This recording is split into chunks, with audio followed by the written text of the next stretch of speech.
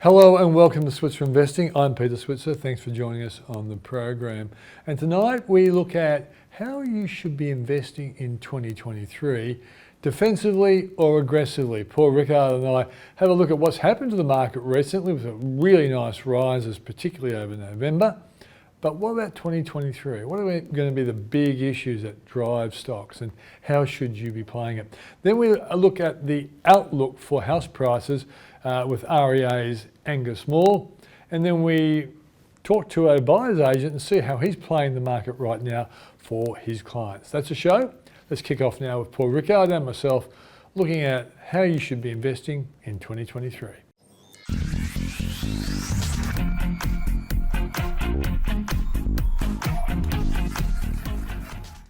And today we want to focus on what will December for the rest of this month look like when it comes to investing. Will it be good or bad, Paul? What do you reckon?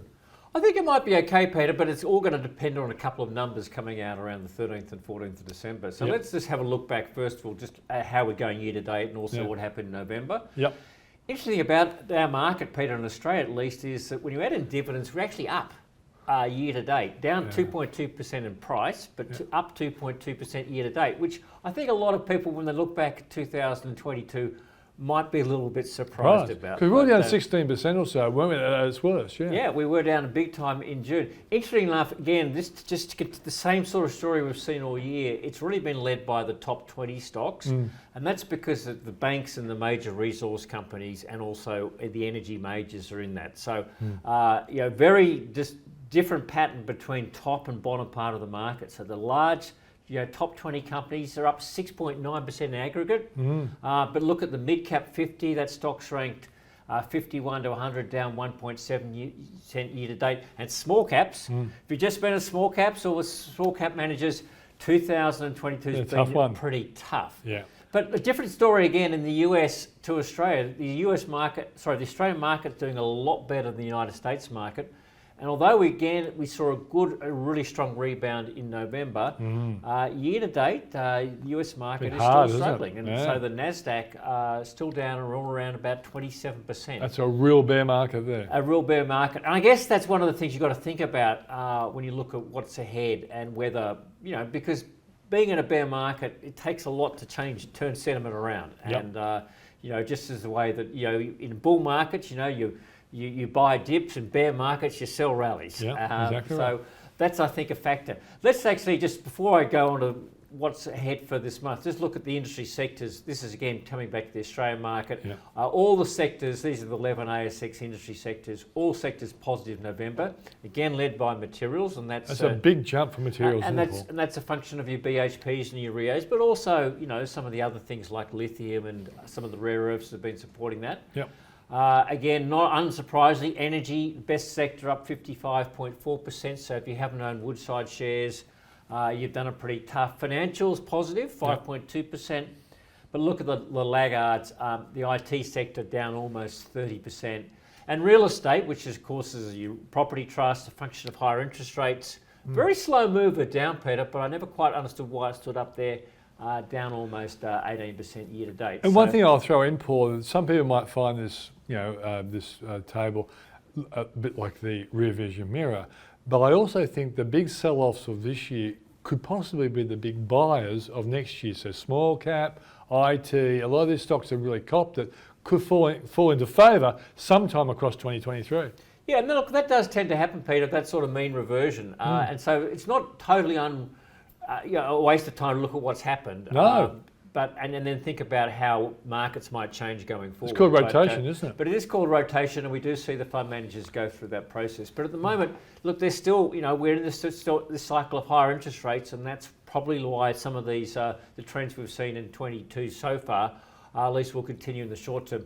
Let's go ahead to December, Pete, because ultimately this comes down to a couple of really important things in the USA. Now that the Reserve Bank here is out of the way, this is still about inflation, interest rates, and whether the economy is going to head into recession. So the same theme we've seen for the last couple of months, that is going to continue into December. The big number is out on December the 13th, and that's, of course, the US CPI for November. Now, we've got a good number in October, but, 1 month doesn't make a, you've got to be very careful about monthly data. You can't trust 1 month. And so we really need to see that data confirming. And markets will pivot on, if it's better than expected, stocks will go up. If it's worse than expected, they will go down.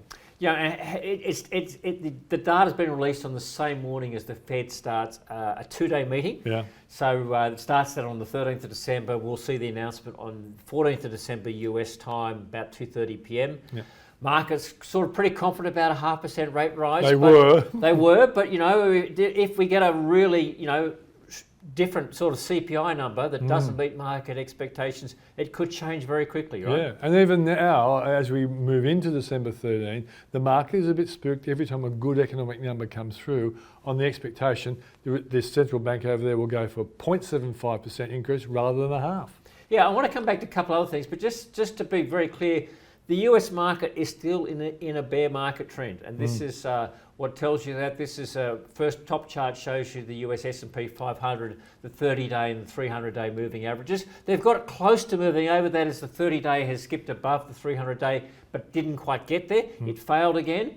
And the COPOC, which is an indicator of momentum, is still negative, right? Now, the Australian market, you could argue, has probably gone into a bull market trend, but you do get false readings unless the US market moves into bull market. That's right. I don't think we can sustain that. So December 13 is going to be critical for that, isn't it, Paul? You're right. Australia is tending towards a bull market, but if Wall Street sells off big time, we will play follow the leader. And let's look at two other things. We are moving into the third year of the US presidential term, and as I think you've said many times this year, Pete, the third year historically, not over always. 80%. Over 80% of times, it's been a great year for stocks. It's been a really good year for stocks. So again, for that, and then we same sort of Santa Claus rally type thing. So I think these numbers, December 13 and what the Fed does in December 14, are really going to set up the tone for December, and also how we move this market into the new year. Exactly. And I'm just really glad, Paul, that December 13 is not a Friday.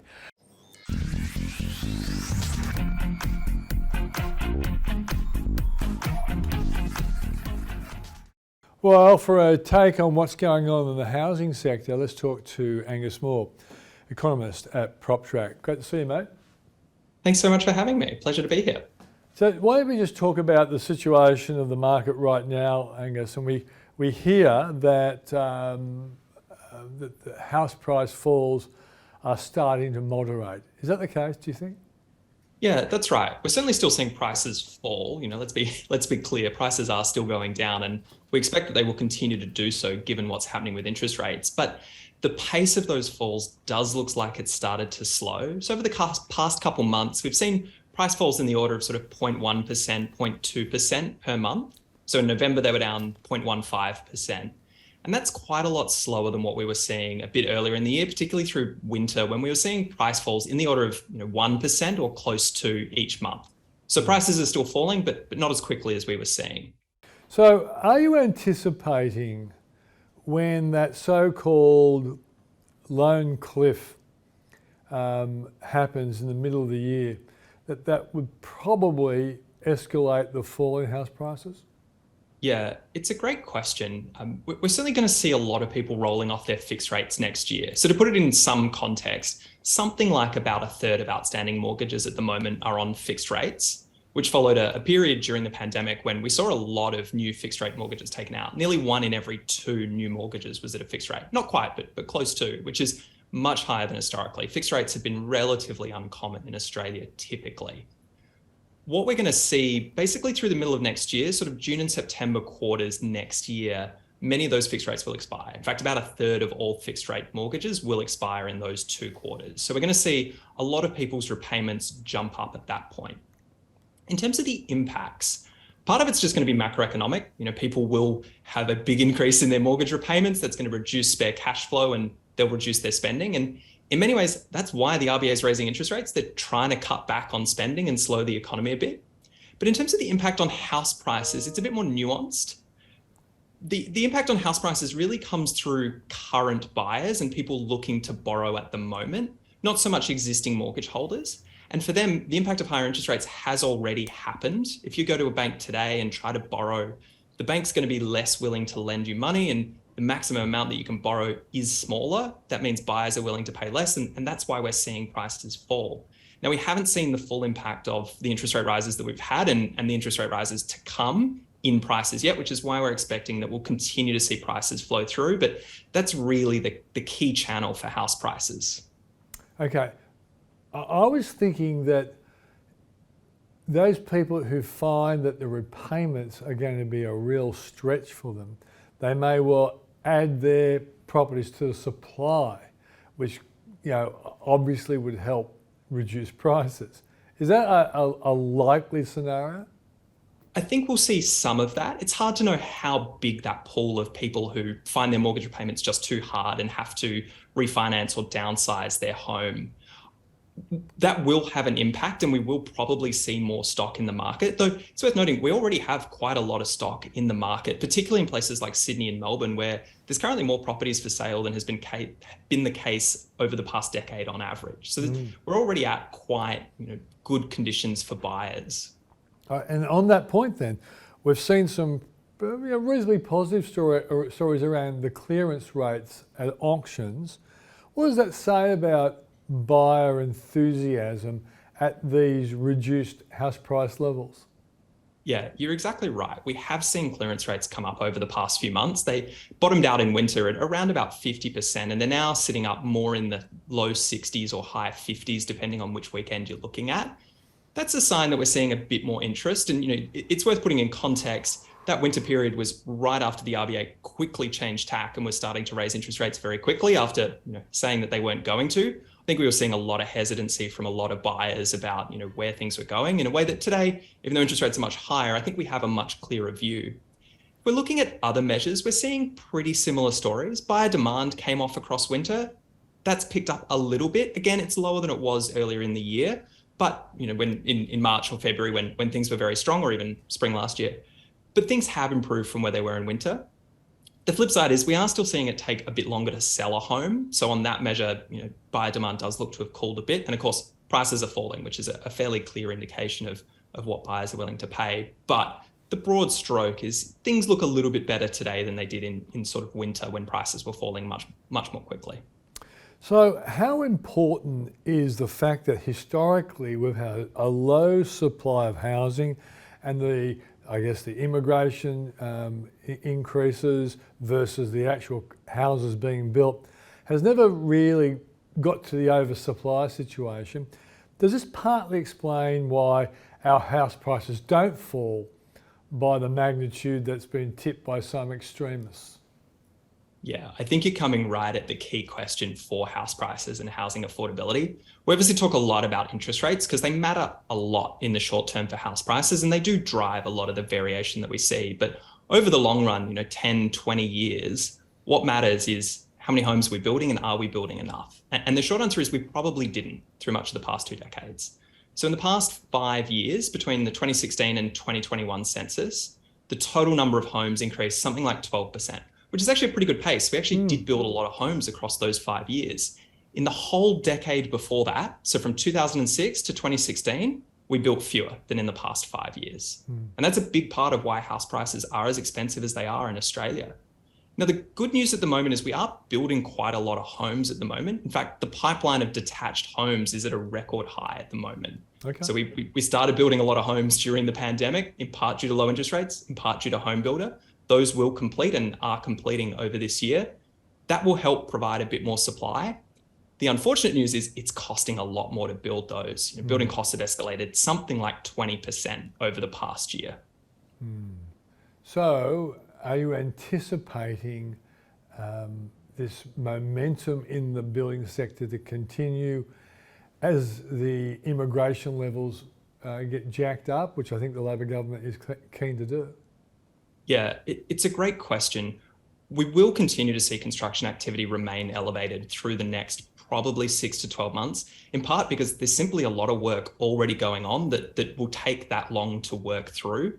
It is taking longer to build homes today than it used to, in part because there are so many under construction, and in part because of disruptions like getting materials, getting labor, disruptions due to sickness.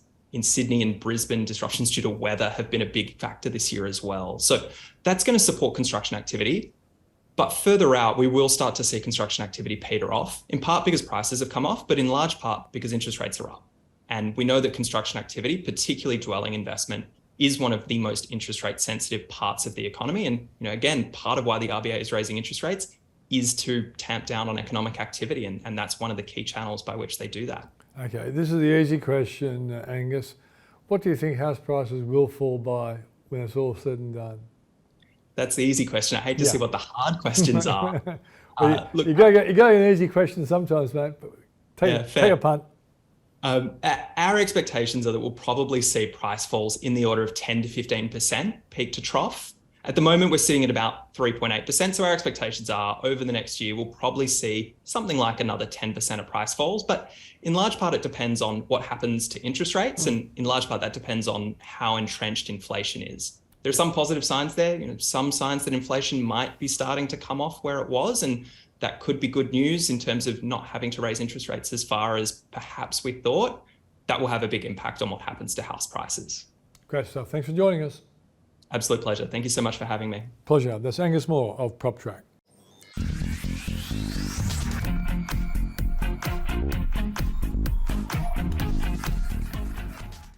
Well, we've heard about the big picture of house prices from Angus Moore of REA Group.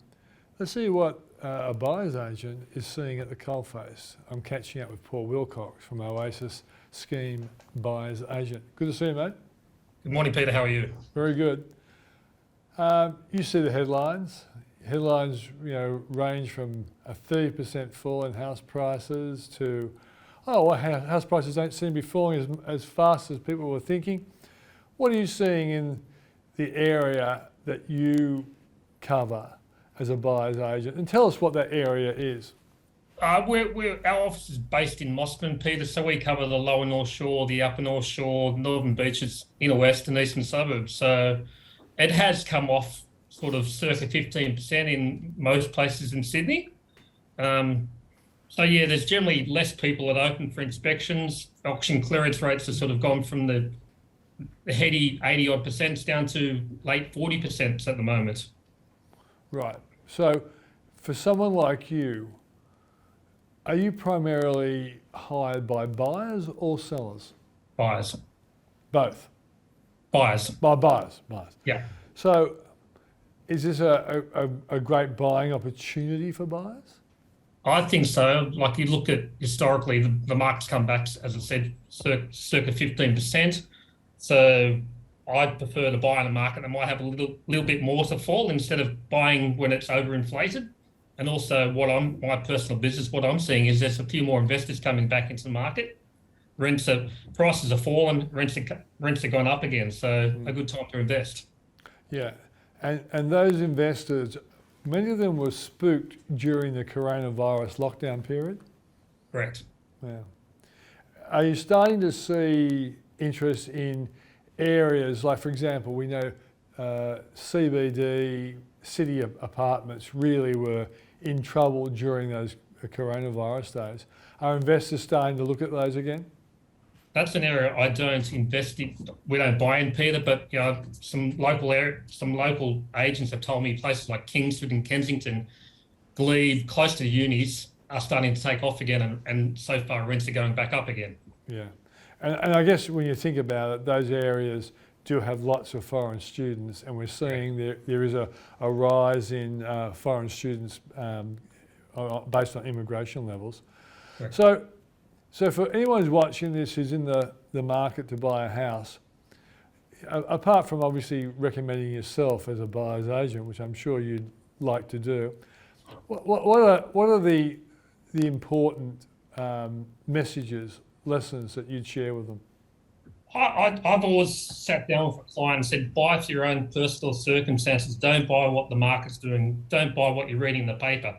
You buy because you need to move closer to work. Your family's getting bigger. You've got a work transfer. So you buy for your own personal circumstances. Don't buy what you're reading in the paper, because obviously papers just, newspapers sometimes can get it wrong. Yeah, but that's a good general statement, but the specifics, like for example, when people ask me, I'd be interested to see whether you agree with this. I say, well, there's probably more downside to come for prices. I don't believe we'll see 20 or 30% unless the interest rate strategy creates a recession, which we're not expecting.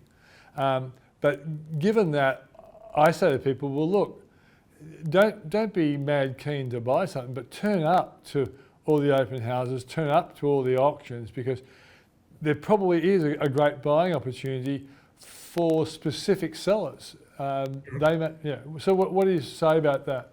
Correct. Like I'm telling my clients that there could be another 5 to 7% correction to happen. Yeah. So if you're going to buy today, it might be less. Your property might be worth less in 6 to 12 months. Yeah. But what I know, Sydney doesn't normally stay down for that long. I think I was reading a report last week that from high to low, you're looking at 20 months. So I'd probably suggest we're 12 months into a correction now. Obviously, the cost of money's gone up. And what I see, people now that are selling in the market are selling for a reason. We're in the boom.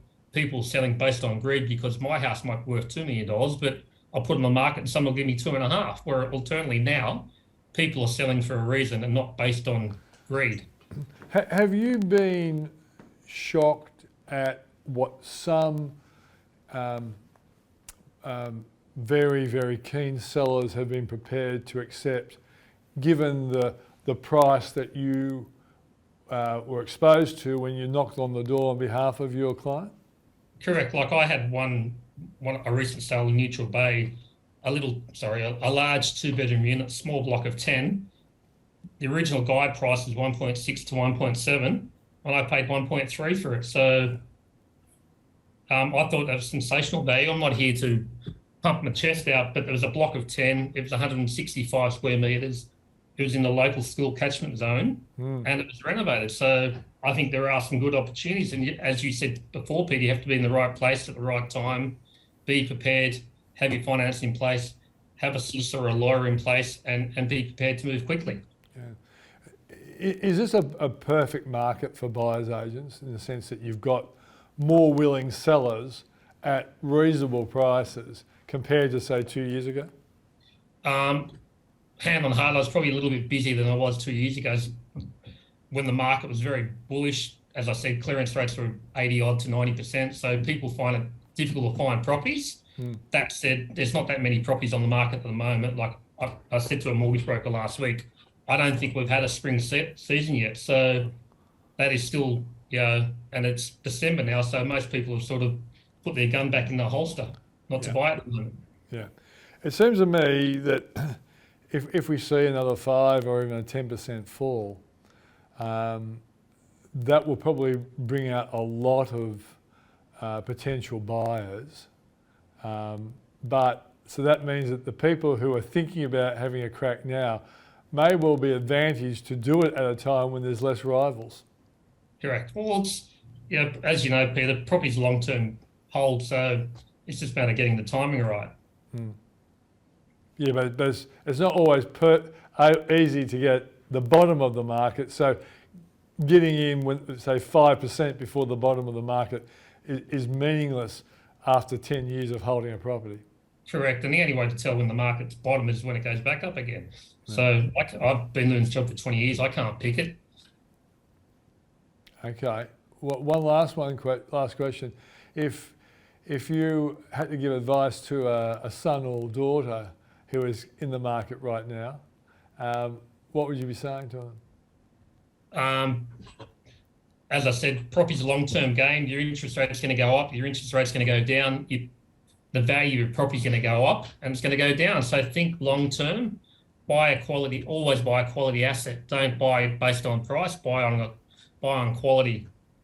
Yeah. And what does a buyer's agent actually get for the services provided? What's the percentage?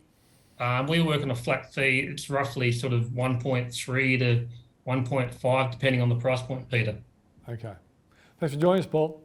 No problem. Have a great day. Same to you. Cheers. That's Paul Wilcox of Oasis Scheme Buyers Agent. And that's the show for tonight. Thanks for joining us. I'll see you on Monday. Have a great weekend.